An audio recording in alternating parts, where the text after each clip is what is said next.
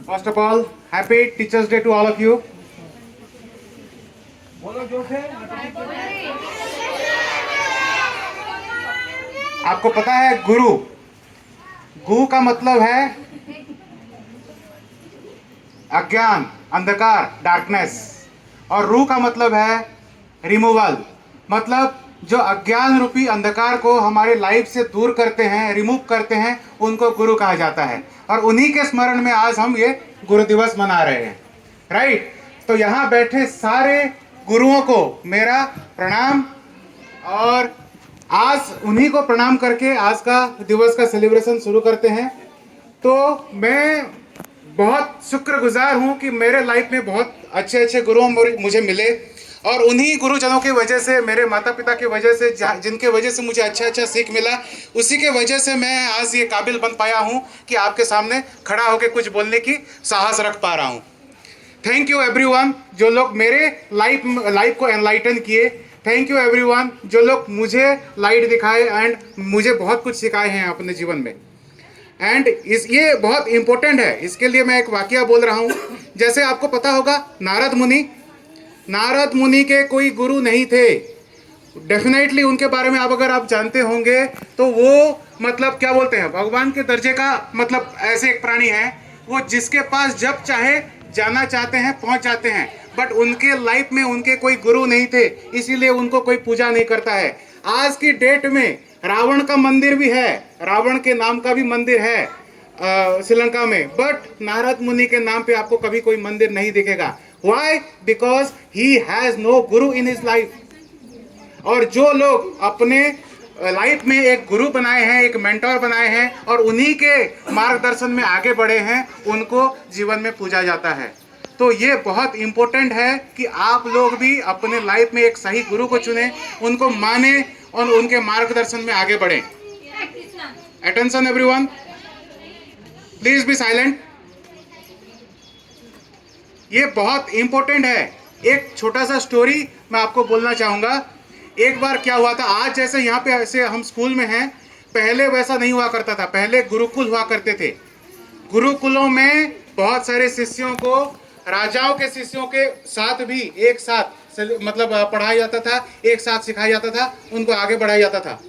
और ऐसे ही क्या बोलते हैं, एक बार एक गुरुकुल में उनके जो गुरु थे, उस आश्रम के जो गुरु थे, वो सोचे कि आज कुछ ऐसा करते हैं कि मैं हर रोज हमेशा के लिए तो जिंदा नहीं रहूंगा, बट आगे ये आश्रम चलना जरूरी है। इसी के चलते ये आश्रम में एक नए गुरु का चयन होना भी जरूरी है। और उसके लिए वो अपने जितने सारे शिष्य थे उनमें से 2 जनों को चुने, और 2 जनों को चुनने के बाद उनको बुलाए और बोले कि मैं आप सब में से आप 2 जनों को ही मतलब काबिल मानता हूं कि आगे ये आश्रम का भागडोर संभाल सकें। और इसी के चलते आपको एक टास्क दिया जा रहा है। मैं आज के बाद हिमाचल चला जाऊंगा, कुछ दिन वहां पे रहूंगा, शायद उसके बाद मैं आऊंगा, शायद नहीं भी आऊंगा, बट मेरा भरोसा है आप दोनों के ऊपर कि आप लोग अगर यहाँ पे हैं तो आश्रम आगे अच्छा चलता रहेगा। और इसी के चलते, बट ऐसा नहीं कि 2 जनों के ऊपर मैं पूरा जिम्मेदारी दे सकता हूँ। फ्यूचर में किसी एक को ही इस गुरुकुल का गुरु माना जाएगा और वही पूरा सब कुछ बहन करेंगे। बट वो आप दोनों में से वो एक कौन होंगे, उसका चयन करने के लिए एक टास्क रखते हैं। उनको बोले कि मैं 2 पोटलियाँ देता हूँ आप दोनों को, एक एक, और इसमें कुछ गेहूँ है और गेहूँ का एक पोटली है, 2 मतलब आप दोनों को दिया जा रहा है। और मैं जब भी आऊँगा मुझे ये चीज़ वैसा का वैसा मिलना चाहिए। आप दोनों में से जो उसी गेहूं का पोटली को वैसा का वैसा रख पाएंगे, वही आगे चल के इस आश्रम के गुरु बनेंगे। समझ रहे हैं आप सब? तो ऐसा हुआ कि वो एक एक पोटली देके चले गए।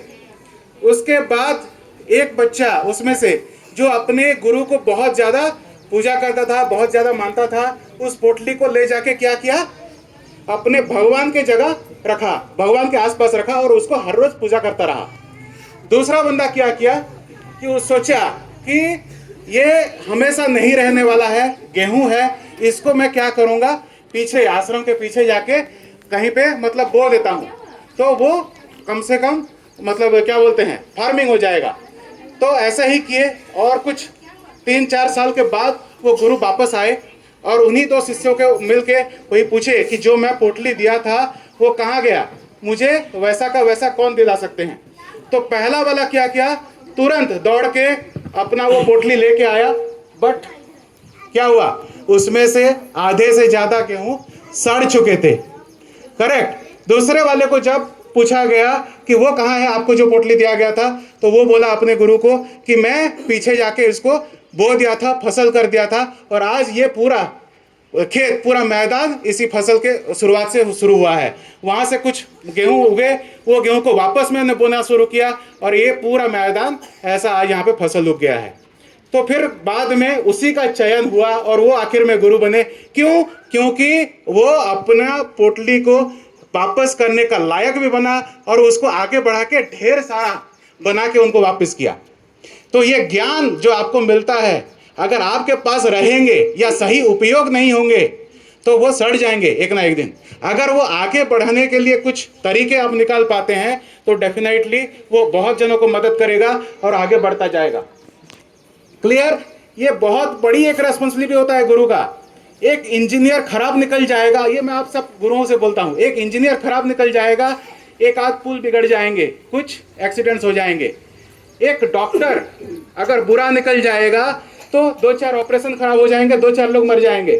बट अगर एक टीचर खराब निकलता है तो वो पूरा पीढ़ी को खराब कर देता है और उसके तहत कई सारे खराब इंजीनियर निकलेंगे, कई सारे खराब डॉक्टर निकलेंगे।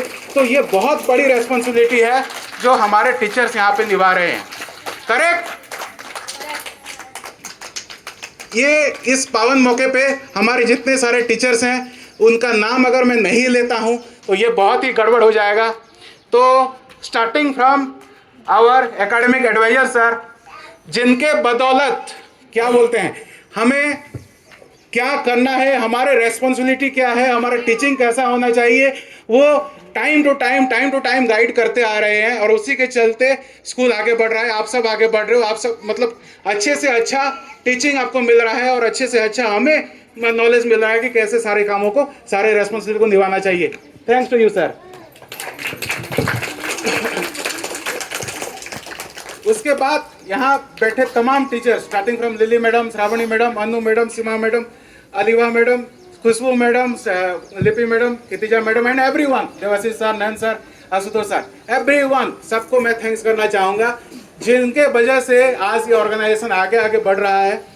एंड अभी आप 5, 6, 7, 8 बच्चों को आपको एक टास्क है, मैं उनके बारे में बोलूँगा, आप लोग गैस करना, बोलना नहीं है, गैस करना मैं किसके बारे में बोल रहा हूँ।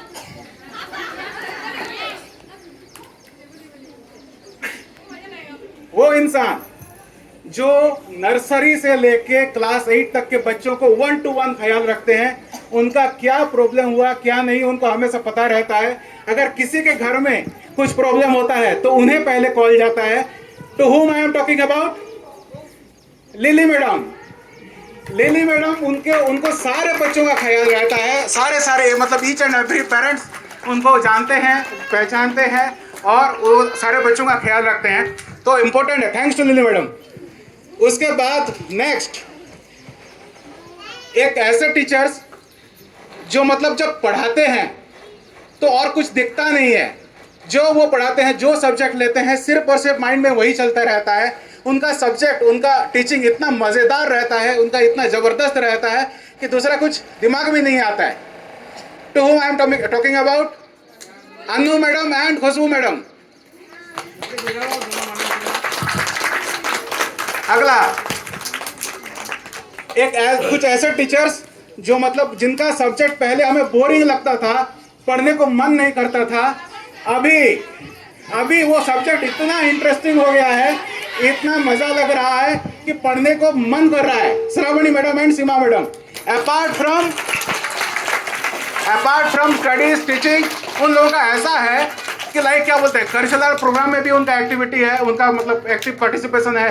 बस बाकी सारे चीज़ों में, जितने सारे स्कूल के इवेंट्स होते हैं, सब चीज़ों में उनका एक्टिव पार्टिसिपेशन रहता है एंड बहुत ज़बरदस्त तरीके से वो अपने काम को निभा रहे हैं। Thank you. उसके बाद ऐसे टीचर्स जिनको अपने सब्जेक्ट का एक्सपर्टीज है, अपना सब्जेक्ट को बहुत जेन्युइनली प्यार करते हैं, उनके अपने सब्जेक्ट के ऊपर एंथुसियाज्म है, और साइंटिफिकली मैथमेटिकली क्या बोलते हैं, वर्ल्ड का जो जितने सारे मतलब प्रॉब्लम्स होते हैं, जो आपका डे टू डे एक्टिविटी है, अपने सब्जेक्ट के साथ कोरिलेट करके आगे बढ़ाते हैं. To whom I am talking about Nayan sir, Devashish sir. Correct. उसके बाद कुछ ऐसे टीचर्स जो मतलब क्या बोलते हैं, जिनके वजह से छोटे बच्चों को स्कूल आने का मन करता है. मतलब मैं अपने बचपन को याद करके ऐसे मतलब सोचता हूँ कि मुझे कभी मन नहीं होता था नर्सरी में क्लास जाने के लिए, स्कूल जाने के लिए. मैं तो रोता रहता था. बट कुछ ऐसे टीचर्स जिनके वजह से बच्चे स्कूल में आते हैं और स्कूल से नहीं जाने के लिए रोते हैं. तो थैंक्स टू लिपि मैडम एंड खितिजा मैडम. इतना लव, इतना अफेक्शन, इतना केयर, अपने बच्चे जैसा बच्चों को देखना और प्यार करना उतना मतलब किसी से नहीं हो पाएगा. और नेक्स्ट है हमारे Aliva madam, Rosy madam, Shivani madam and Sasmita madam. इन लोगों के बारे में मैं बहुत कम जानता हूं, बट आगे जरूर जानना चाहूंगा और ज्यादा जानना चाहूंगा. But thanks to all them. उसके बाद last but not the least, our lovable Ashutosh sir and all our co-workers. क्या बोलते हैं, उनके काम मतलब स्कूल को स्कूल बनाने वाले वही होते हैं. स्कूल के बैकएंड में जितने सारे एक्टिविटीज होता है वो करने वाले वही सब हैं. ये मतलब स्कूल का माहौल को एक अच्छा माहौल देने वाले वही लोग हैं. And thanks to all of them. And इसी के चलते मैं यहाँ पे खत्म करना चाहूंगा. Thanks to everyone. आप सबको यही सीख है कि आप अच्छा गुरु बनाएं अपने जीवन में एंड उनके मार्गदर्शन में आगे बढ़ें. डेफिनेटली आपका जो भी ड्रीम है, जो भी बिलीव है, सब कुछ पूरा हो पाएगा. Thank you. Thank you sir.